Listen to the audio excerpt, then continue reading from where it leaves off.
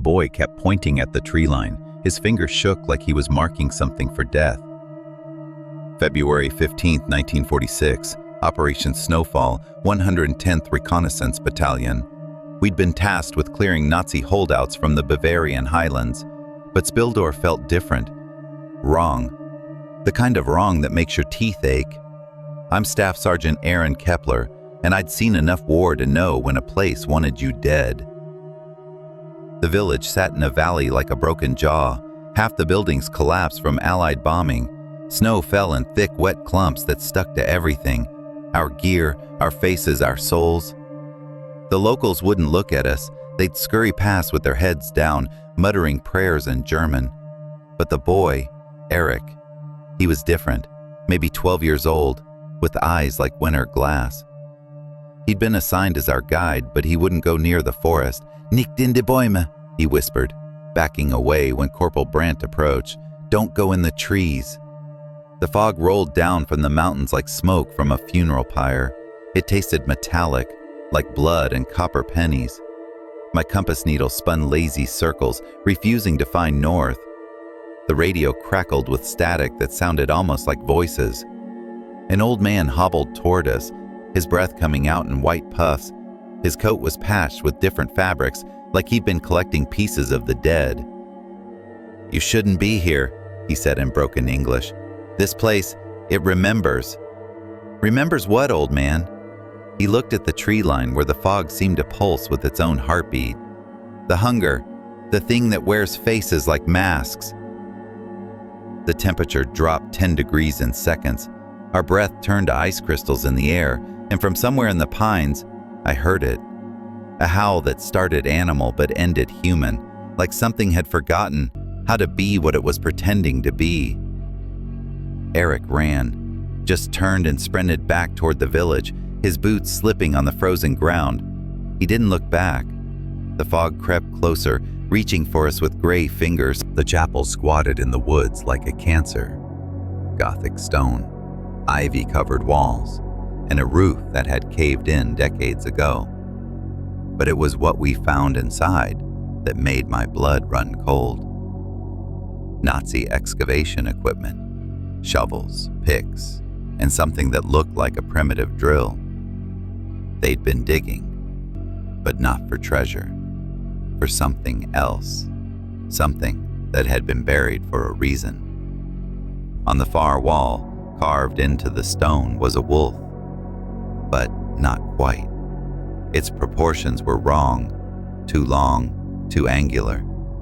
Its head was turned slightly, as if listening to something we couldn't hear. The stone around it was blackened, like it had been burned from the inside out. "Occult nonsense," Brandt muttered, but his voice was tight. Nazis were obsessed with this mystical garbage. Private Ridley ran his fingers along the carving. "It's warm," he said. Then he jerked his hand back like he'd touched a live wire. "Jesus Christ, it's actually warm." We set up camp in the chapel ruins. The fog thickened as night fell, pressing against us like a living thing. I could taste it on my tongue. Metallic, rotten, hungry. Our fire flickered and danced, casting shadows that moved independently of the flames. I was trying to catch some sleep when I heard it. Breathing. Slow, deliberate breathing, right outside my tent. I grabbed my M1 and unzipped the flap. Nothing, just fog and darkness. But the breathing continued, circling my tent like a predator. I stepped outside, my rifle ready. The fog swirled around me, and for a moment, I saw something. A shape, tall and hunched, with eyes that reflected the moonlight like polished glass. It stood at the edge of the camp, watching me with an intelligence that made my skin crawl. "Who goes there?" I called out. The breathing stopped. The silence that followed was complete, absolute. Even the wind had died. I stood there for what felt like hours, but my watch said only minutes had passed. When I finally went back inside, I found footprints in the snow around my tent, too big to be human, with claw marks that cut deep into the frozen ground. Something was hunting us, and it was learning our scent. Dawn came gray and cold. We were packing up when Private Roche found the hand, sticking out of the snow like a pale flower. We dug carefully, expecting a mine or booby trap. What we found was worse. German soldier, Wehrmacht uniform, but torn to ribbons. His face was gone, just bone and frozen meat. His throat had been ripped out, but not by any weapon I'd ever seen. The wounds were ragged, like something had torn into him with teeth. Big teeth. Animal attack, Brandt said, but he didn't sound convinced. I knelt beside the body. The smell hit me, decay and something else, something wild and hungry. The blood was wrong, too fresh for how long he'd been dead. And there was too much of it spread in patterns that looked almost deliberate. "Sarge," Roche called from 20 feet away. "You need to see this." Tracks led away from the body.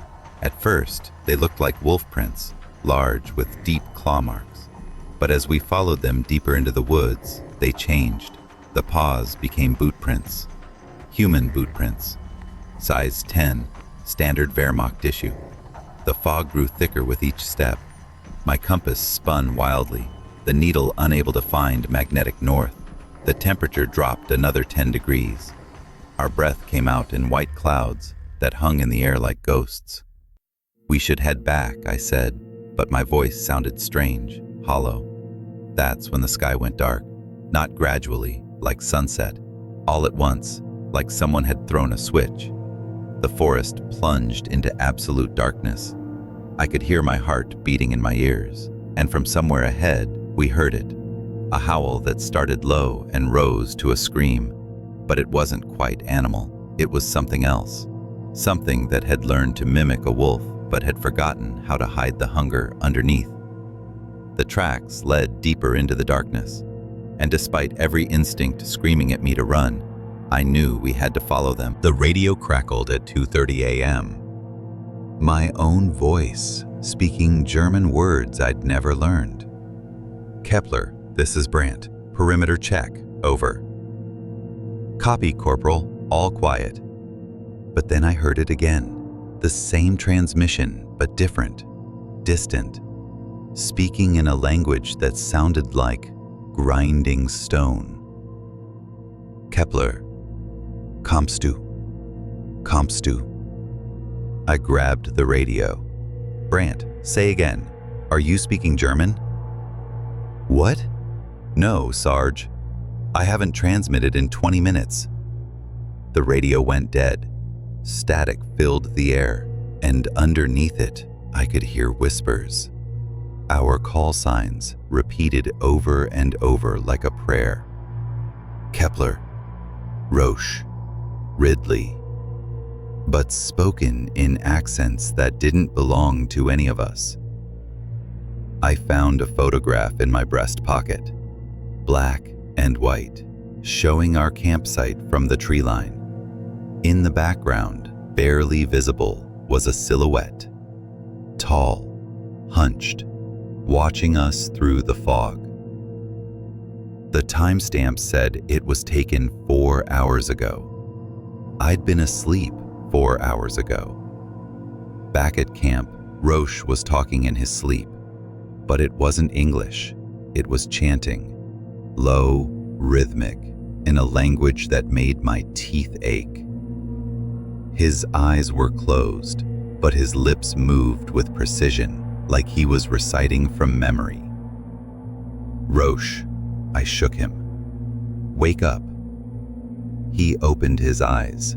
They were bloodshot, but alert. "Sarge, what's wrong?" "You were chanting in German." He looked confused. "I don't speak German." But even as he said it, I could see something in his eyes. A flicker of recognition, like he was remembering something he'd tried to forget. The fog rolled in thicker that night. It moved with purpose, reaching toward our tents with fingers of gray mist. And in the distance, I could hear breathing. The same breathing from the night before. It was getting closer, learning our rhythms, our patterns, and somehow I knew it was hungry. Martinez waved at us from the tree line. Problem was, Martinez had died 3 days ago in a mortar attack 20 miles from here. There, Ridley pointed with a shaking hand. Martinez is alive. I looked where he was pointing. The fog was thick, but I could make out a figure. It wore our uniform, moved with Martinez's distinctive limp. But something was wrong with the way it stood. Too still, too perfect. Martinez is dead, I said. You carried his body to the transport. But look at him, he's right there. The figure raised its hand in a slow, deliberate wave. Then it turned and walked deeper into the trees, moving with a gliding motion that didn't quite match human locomotion. Ridley started to follow, but I grabbed his arm. That's not Martinez. When we reached the tree line, we found Martinez's helmet. It was sitting on a tree stump, facing the woods like a monument. But inside, the liner was warm, and it smelled like wet dog and decay. The snow began to fall harder, fat, heavy flakes that absorbed sound and made everything look like an old photograph. Brandt ordered a defensive perimeter, but the fog was too thick. We couldn't see more than 10 feet in any direction. That's when Conrad appeared. Local tracker, older than dirt, and twice as weathered. His eyes were the color of old copper, and they never seemed to blink. You've seen it, he said, not a question. Seen what? The thing that wears faces, the thing that remembers the dead. He spit tobacco juice into the snow. It feeds on grief, on memory, and once it has your scent. What are you talking about? Conrad looked at the helmet in my hands. It takes the shape of what you've lost, but it's always hungry, always hunting. The fog swirled around us like a living thing. In the distance, I could hear Martinez's voice calling my name. But Martinez was dead. I'd seen his body bag. I'd signed the paperwork. So what was calling to me from the trees? We all woke up at the same time.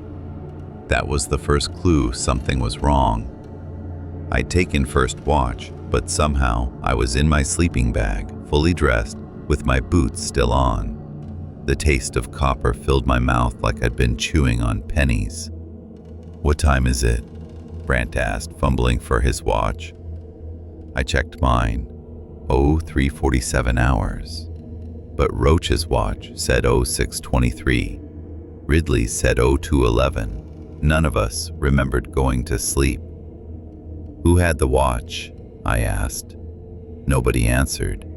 We looked at each other with the same confused expression. The last thing any of us remembered was eating sea rations. That was at 1800 hours. 10 hours. Gone. Roach was drawing in his field notebook. I looked over his shoulder, and my blood went cold. He was sketching the wolf carving from the chapel. Every detail was perfect, down to the blackened stone around it, but his eyes were unfocused, glassy. Roach, what are you doing? He blinked and looked down at his notebook. I don't know. When did I draw this? Outside, the snow around our camp was covered in footprints. They formed a perfect circle around us, like we'd been surrounded while we slept. But they didn't lead anywhere. They just appeared at the edge of our perimeter and vanished. The prints were huge, too big to be human, and they were fresh. Steam still rose from them in the cold air.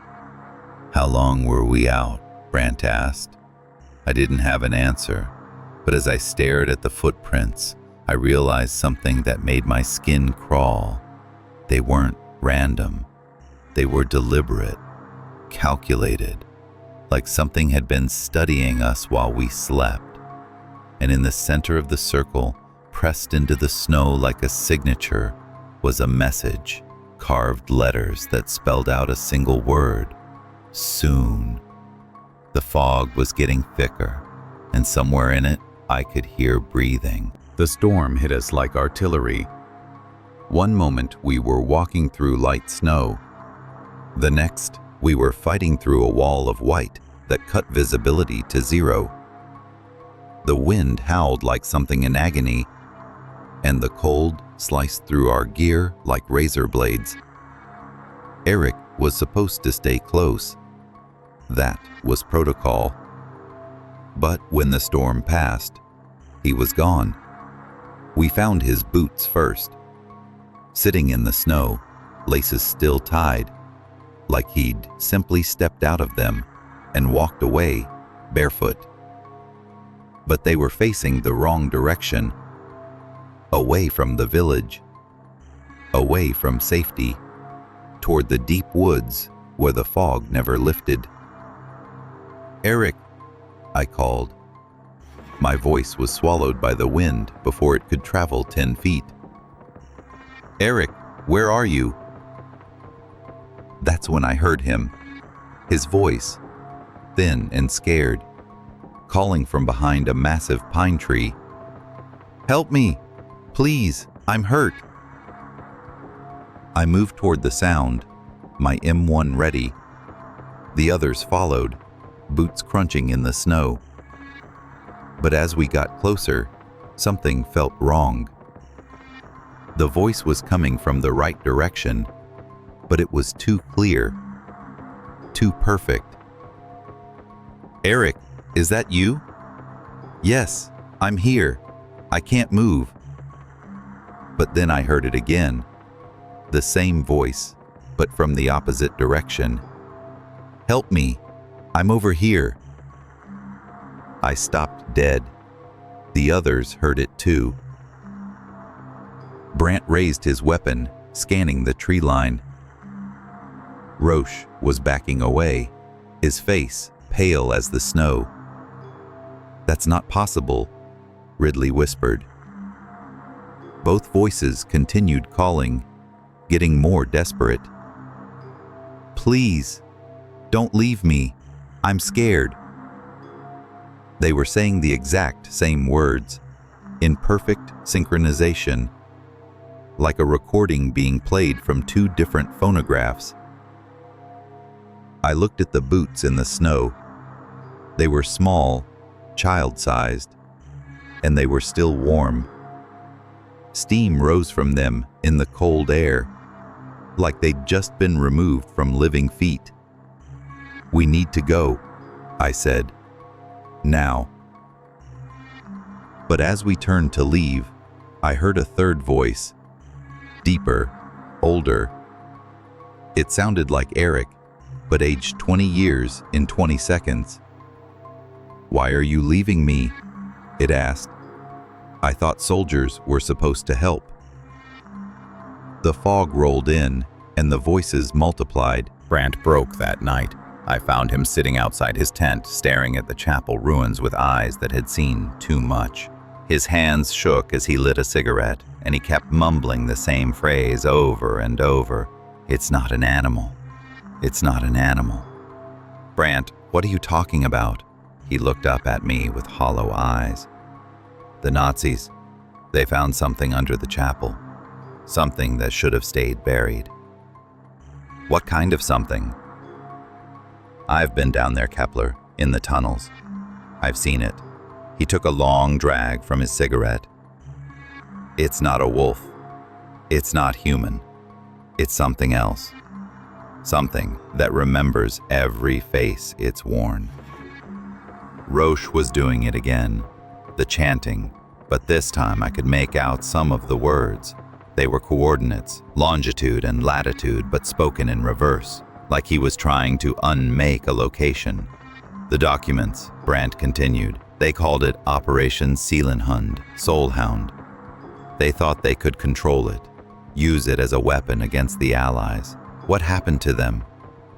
Brant laughed, but there was no humor in it. "What do you think happened? It ate them. All of them. And now it's wearing their faces." Ridley stumbled into camp, his face white as fresh snow.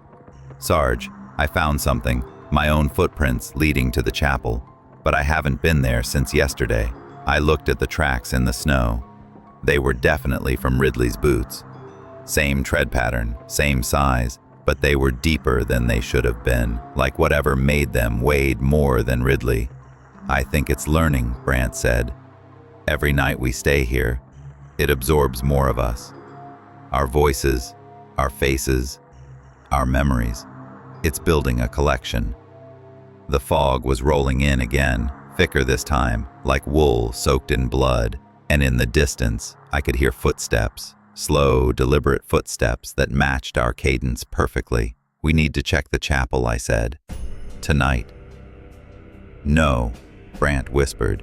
That's what it wants. It's been waiting for us to come back, waiting for us to go underground where it can hunt properly. But I knew we didn't have a choice. The chapel crypt was older than the building above it, much older. The stones were worn smooth by centuries of use, and carved into them were symbols that hurt to look at. Latin words twisted into shapes that made my eyes water. Nihil obliviscitur, Brant translated, reading from a wall carving. It forgets nothing. We found Nazi documents scattered across a wooden table. Operation Seelenhund, Soul Hound. They'd been trying to understand what they'd found, trying to weaponize it. The papers were covered in sketches, the same wolf-like creature, but drawn from different angles, different perspectives, like the artist had been trying to capture something that kept changing shape. Look at this, Roche said, his voice hollow. He was holding a photograph. German soldiers, maybe 20 of them, standing in front of the chapel. They were smiling for the camera, but in the background, barely visible, was a shadow that didn't belong to any of them. When was this taken? I asked. Roche checked the back. November 1943, 3 weeks before the entire garrison disappeared. A lantern flickered on the table. The flame danced, casting shadows that moved independently of the light. And in the brief moment of brightness, I saw them. Eyes. Red eyes, reflecting the flame from the tunnel entrance. Did you see that? I whispered. The others nodded. We all saw it. But when the lantern steadied, there was nothing there. Then we heard the scream. It echoed through the tunnels, bouncing off the walls, until it sounded like a dozen voices screaming in harmony. Human voices. Familiar voices. That's Martinez, Ridley said. That's Martinez screaming. But Martinez was dead, had been dead for days. Something moved in the darkness beyond the lantern's reach, something large and fast. I raised my rifle, but the light went out. In the absolute darkness, I heard breathing. Close. Too close. Stay together, I whispered. Nobody moves. But when I reached out to touch Brant's shoulder, he wasn't there. None of them were there. I was alone in the darkness, with something that breathed like a man, but moved like a predator. From somewhere in the tunnels, I heard dragging sounds, heavy, wet, final. The snow buried our Jeep overnight. 3 feet of white death that seemed to fall from nowhere, trapping us in a world of endless winter. Our compasses spun like broken toys, and the radio picked up nothing but static and whispers that sounded like prayers. We split up, I decided. 2 teams, cover more ground. It was against everything I'd been taught, against protocol, against common sense. But nothing about Spildorf followed normal rules anymore. Brant took Roche and headed north toward the old mine shaft. Ridley and I went south, following what looked like game trails through the pines. We'd maintain radio contact every 30 minutes. Simple plan, military plan. The last transmission came at 2 p.m. Brant's voice clear and calm. All quiet out here. Nothing moving but snow and shadows. After that, silence. We found their campsite at 4 p.m. The tent was shredded. long, deliberate cuts that went from top to bottom like claw marks. But there was no blood, no bodies, just the overwhelming smell of wet dog. And something else. Something that made my stomach turn. Inside the tent, carved into the frozen ground, was a message. Sergeant Kepler, come alone. The letters were perfect, precise, like they'd been carved with surgical instruments. But the earth around them was warm. Steam rose from the words like breath on a cold morning. We need to get back, Ridley said. His voice was high, scared. We need to call for backup.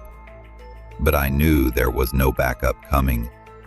The fog had closed in around us like a fist, and we were trapped in its grip.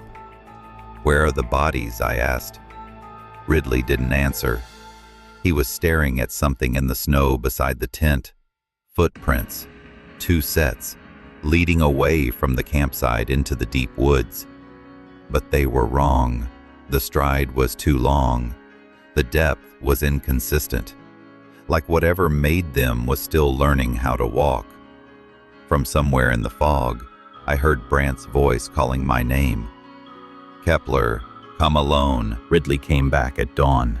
He walked out of the fog like he'd never left, soaked to the bone and shivering. His eyes were glassy, unfocused. When I called his name, he didn't respond at first. Ridley, where have you been? He turned to me slowly, like he was moving through water. I don't remember. I was walking, and then I was here. Something was wrong.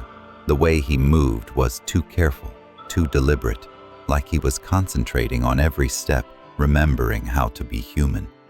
What happened to Brandt and Roche? Who? He asked. Brandt and Roche, your teammates. They went missing yesterday.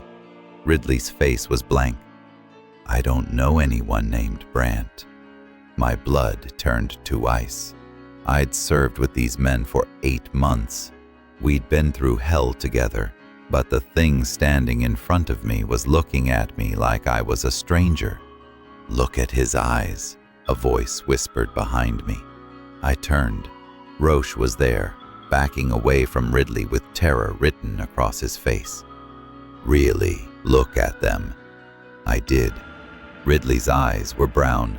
They'd always been brown, but the thing wearing his face had blue eyes, pale blue, like winter sky. You're not Ridley, I said, raising my rifle. It tilted its head, studying me. Why would you say that? I'm your teammate. I've been with you since the beginning. But even as it spoke, I could see the flaws. The features were right, but they didn't fit together properly. Like someone had tried to rebuild Ridley from photographs and gotten the proportions slightly wrong. That's when I found the body, the real Ridley, curled in the back of the Jeep, frozen solid. His face was a mask of terror, and his throat was torn out. But his eyes were still brown. I turned back to the thing wearing Ridley's face. It was smiling at me now, and its teeth were wrong. Too sharp, too many. Hello, Kepler, it said in Ridley's voice. I've been waiting for you. The chapel was different when I returned. The wolf carving on the wall had moved. Its head was no longer turned to the side. It was facing forward, staring directly at whoever entered. The stone around it was warm to the touch, and the blackened area had spread like an infection. My lantern burned brighter near the carving. The flame danced higher, casting shadows that moved independently of the light. And in those shadows, I could see faces. All the faces it had collected over the years. Roche's field notebook had changed. The pages were filled with handwriting that wasn't his. German script from the 1940s, describing experiments and failures, describing a hunger that couldn't be satisfied. It's learning, Roche said, but his voice was different, older, more tired. Every night you stay, It remembers more of you. Your voice, your face, your memories. It's building a perfect collection. Roche, when did you learn to write in German? He looked at me with eyes that belonged to someone else. I've always written in German. Don't you remember? But I did remember. Roche was from a farm in Ohio. He'd barely passed high school. He'd never been outside the continental United States. The lantern flickered, and in the brief darkness, I saw something that made my heart stop. My own reflection in the black stone. But it wasn't me. It was older, more weathered, and it was smiling. The hunger never stops, my reflection said. It just learns to wait. I stumbled backward, knocking over the lantern. Oil spilled across the stone floor, and flames raced toward the carving. For a moment, the wolf's eyes glowed red in the firelight. And from somewhere in the darkness, I heard my own voice calling back to me. Kepler, come alone. The fog was getting thicker, and I knew with absolute certainty that I was running out of time. I found Brandt at dawn, sitting on a fallen log at the edge of the tree line. He was cleaning his rifle with mechanical precision, the way he did when he was trying not to think. His breath came out in white puffs, and his eyes were focused on something I couldn't see. Brandt, we need to move. This place is killing us. I know what this place is, he said without looking up. His voice was calm, almost peaceful. I've known since we found that first body, since we went into the chapel. Then why didn't you say anything? He looked at me with eyes that were too old for his face. Because saying it out loud makes it real, and I wasn't ready for it to be real. The fog was rolling in from the trees, thicker than I'd ever seen it. It moved like it was alive, reaching toward us with gray fingers that seemed to have purpose. And in the distance, I could hear voices, all our voices, calling from the darkness. It's not just hunting us, Brandt said. It's collecting us. Every face, every voice, every memory. It's building something, a perfect imitation of our entire squad. That's impossible. Is it? Martinez is dead, but you've heard his voice. Ridley is dead, but something wearing his face stood in our camp last night. How long before it doesn't need the originals anymore? Brandt stood up, shouldering his rifle. The metal was so cold it steamed in the morning air. You don't have to be afraid if you're already dead. What are you talking about? I died yesterday, Kepler, in the tunnels. I remember the teeth, the claws, the pain, but I also remember waking up, standing up, walking back to camp like nothing happened. I stared at him. His face was pale, and now that I looked closely, I could see something wrong with the way he moved. Too fluid, too controlled. How do I know you're really you? I asked. He smiled, but it didn't reach his eyes. You don't. That's the beauty of it. That's what makes it so effective. The uncertainty, the doubt. It feeds on the space between reality and nightmare. Brandt walked toward the trees, his boots crunching in the snow. I'm going to end this, one way or another. Wait! But he was already disappearing into the fog.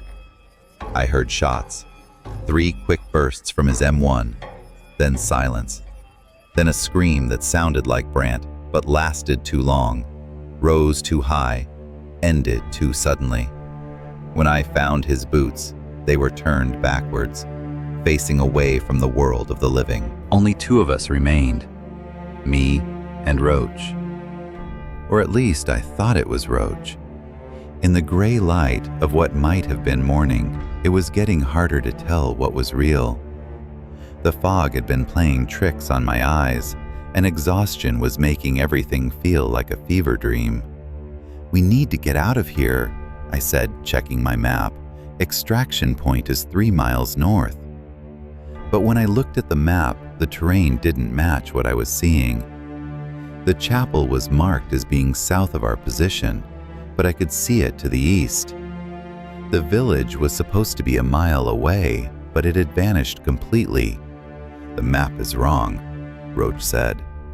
His voice was flat, emotionless, like he was reading from a script he'd memorized but didn't understand. We started walking north, following the compass needle. But after an hour of trudging through snow that seemed to get deeper with every step, we were back where we started. The same fallen log, the same broken fence post, the same clearing where we'd found the first body. "We're going in circles," I said. "No," Roach replied. "We're going exactly where we need to go." The fog grew thicker with each step. It carried sounds now, familiar sounds. Martinez calling for help, Ridley asking for directions, Brandt giving orders in a voice that was too calm, too controlled. That's when I saw him, myself, standing across the clearing. He was wearing my uniform, carrying my rifle, but his face was too perfect, too symmetrical, like a photograph that had been enhanced to remove every flaw. The other me raised his weapon, aiming directly at my chest. I raised mine in response. We stood there, mirrors of each other, waiting for someone to make the first move. "Which one of us is real?" the other me asked. I didn't have an answer. The fog swirled around us, and I lost sight of him. When it cleared, he was gone, but I could hear his footsteps circling me in the snow. "Roach," I called. "Where are you?" No answer. I turned around, but he wasn't there. I was alone in the clearing, with only the sound of breathing that wasn't mine. Behind me, I heard a scream, but when I turned, there was nothing there, just blood in the snow, leading upward into the branches of a tree that couldn't have supported a man's weight. The fog closed in completely. I couldn't see my own hands, but I could hear them. Footsteps, hundreds of footsteps, all around me, all wearing the boots of dead men. I was alone now. The fog had swallowed everything else. My squad, my mission, my sense of reality. Only the chapel remained, standing like a tombstone in the white void. My hands were black with frostbite, and I could no longer feel my feet, but I had to dig. Something was calling to me from beneath the chapel floor, something that had been waiting for decades. The frozen earth broke apart under my entrenching tool. 6 inches down, I hit metal. A Nazi tape recorder still ticking after all these years. The sound was hypnotic, rhythmic, like a heartbeat that refused to stop. I pressed play. My own voice filled the silence. Day 12 in Spildorf. The entity has made contact. It remembers the scent of fear, the taste of memory. And now I understand. We were never the hunters. We were always the prey. But I'd never made that recording. I'd never been here for 12 days. Had I? The collection is almost complete, my voice continued. Martinez, Ridley, Brandt, Roche, all cataloged, all absorbed, all part of the hunger now. The tape hissed, and another voice joined mine. Roche's voice, speaking in perfect German. Es totet nicht, es ersetzt. One face at a time, one voice at a time, until nothing original remains. I tried to stop the recording, but my hands wouldn't obey. The frostbite had spread, or maybe I was just too tired to care anymore. The hunger is eternal, Brandt's voice said through the speakers. It remembers every meal, every face, every scream, and it's still hungry. The fog began to clear. I could see the village now, or what was left of it. But it was